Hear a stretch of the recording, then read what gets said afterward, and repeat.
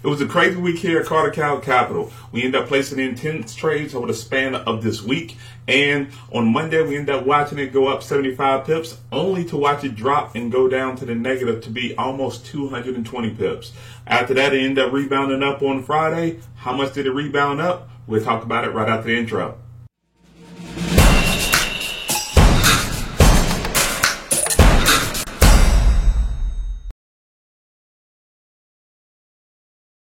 Hey, how you doing? This is Travis here from Carter Cow Capital, providing you Forex training analysis to help you fight for your financial freedom. Here we upload videos 3 times out of the week, providing you tips, strategies, and recap videos of the 9 to 5 challenge just like this one. If at any point in time during this video, if I provide any type of value to you, please consider subscribing, and please make sure you take a look at the YouTube description links below so you can be able to be up to date with everything that we have going on with the community. If you're new here, the 9 to 5 challenge is where I turn a $900 account into $5,000 in 9 months or less, only swing trading in the Forex market. If you have not watched the previous video of where I show you how much you actually need to get started or the minimum deposit, please make sure that you end up clicking on the show notes above to be up to date with that video. Also, to make sure that you're up to date with every trade that we end up taking throughout this challenge, please make sure that you subscribe to the Carter Cow Capital TradingView page, where I end up giving you detailed descriptions on every trade that we end up taking, why we end up taking the trade, what position to be able to get into, and what position to be able to get out of. This link will actually end up being in the YouTube description below. So like I said in the intro, throughout the week of July 1st to July 5th, there were 10 different positions that I ended up placing. And I want to go over the closed trades and some of the trades that I'm actively in right now. Some of them are winning and some of them are losing. But I also want to make sure that I show you how I'm managing them throughout the process. Also, to be able to answer the question about how I end up faring, remember I ended up saying at the beginning of the week I was up 75 pips, and at the middle of the week I was actually down almost 220 pips. At the end of the week, I actually ended up faring out to where I was down negative 37 pips, and that equated to $15. And I'll show you how I end up going through that emotional ebbs and flow to be able to get myself to where we're at this week and how we're going to end up preparing ourselves to manage the trades next week. So let's get started. I'm actually going to talk about the losing trade first of the week, which was the CAD yen. We've taken this trade 3 separate times to actually be winners, and we was actually trying to be able to get it to where it was going to end up waving down to 7,500, in which I still think it will wave down to 7,500 at some point, but it hasn't done it at this particular point. What actually ended up happening was it ended up breaking a inner trend line, and I'll show you a little bit more in detail. So the few times that I actually ended up winning this trade, we actually ended up seeing that it bounced off this uptrend line. Once it rejected off the uptrend line, then we ended up taking the sale down to the nearest pivot point. Ended up rejecting right here, same deal, taking it down to the nearest pivot point and rejected again. The last trade that we ended up taking was around this area right here. It ended up rejecting off at 81.40, so I ended up taking the sale throughout that position. Once they ended up rejecting off at 81.40, at the beginning of the week, it was actually up for a little bit. And then after that, it broke that position. And then after that, retested it and then turned that into a new support level instead of a previous resistance level and started to break up. My stop was at 8,300.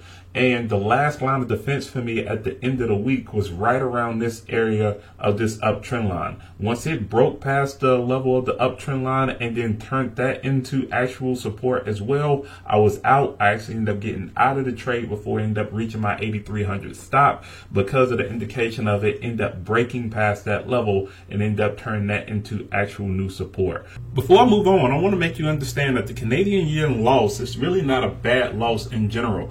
We ended up talking about that I lost $33 compared to the $1,500 that I had in my account. That was basically 2% of my account. So by being able to have areas to where it will end up giving you a radar to be able to get in or to be able to get out of positions, it will end up helping you save your account from major losses. So moving on to the New Zealand dollar, United States dollar. This is actually a pair that we end up trading in previous videos, where I actually ended up making 68 pips out of the 150 pips that they ended up moving before it ended up retracing off of this 65 level as support and being able to push back up to 67.20. Once it ended up pushing back up to 67.20, it actually ended up breaking another counter trend line break, which gave us the opportunity to be able to get back in. what I ended up doing from there was I actually ended up placing the counter trend line right up in this level, and it ended up breaking this level right here initially.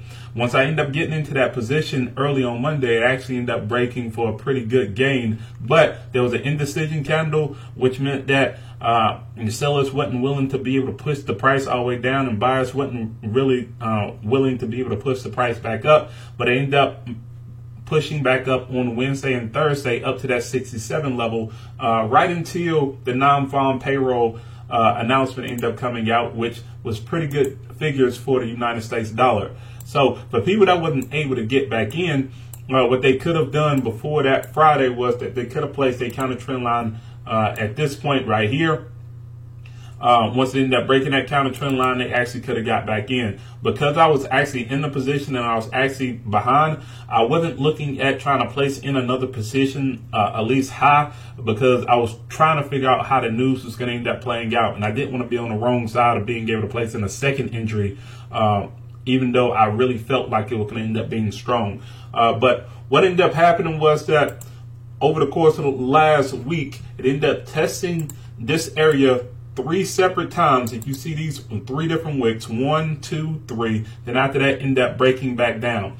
I think it ended up going before Friday, before the close, it was down as much as 60 pips for us in the positive, and it started to retrace again on the 2-hour chart. So I really like this retracement back up for it to be able to push up back into the sell zone and give us another opportunity to be able to place in a second sale before we end up trading all the way down to the 64.50 area that I would like to be able to target. Now, if we end up getting any type of movement or any type of retracement around the 6,500 area, I would look to protect profits. But right now, we're up 33 pips by the end of this week. I think it's going to end up pushing up at least early on Sunday and then pushing back down to be able to give us that full profit within this target. And I think it will close by the end of the week. So I'm very excited about this actual trade.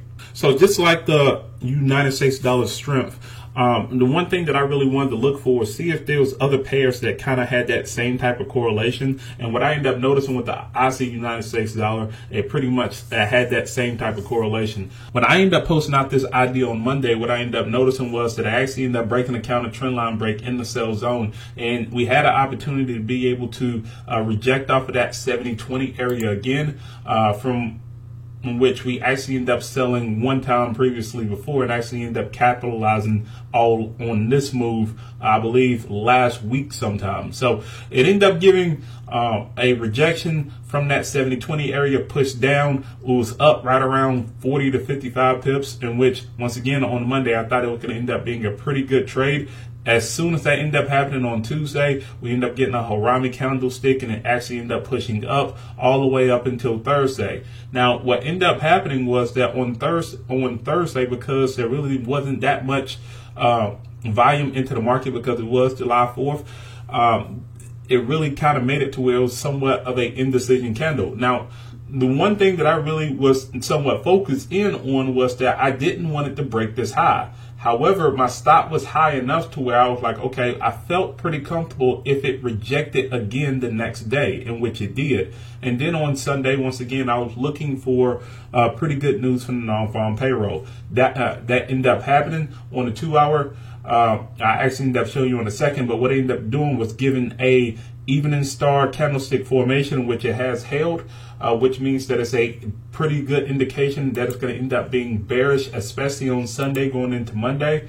And that break ended up happening again up in this area to where it hovered around that 70-20 area and then broke down again. So I was actually I actually ended up making a pretty good profit right off of that. I'm actually up 10 pips for right now, and I do expect going into on Sunday that it's going to end up retracing again, just like with the New Zealand dollar, up into this level, probably end up taking me back into the negative again. However, from this actual move, I think it's going to end up breaking down for good and start having a good push. So Once again, this is another trade that has that same type of movement, that same type of correlation. You're making the same type of trade. It's just different pairs.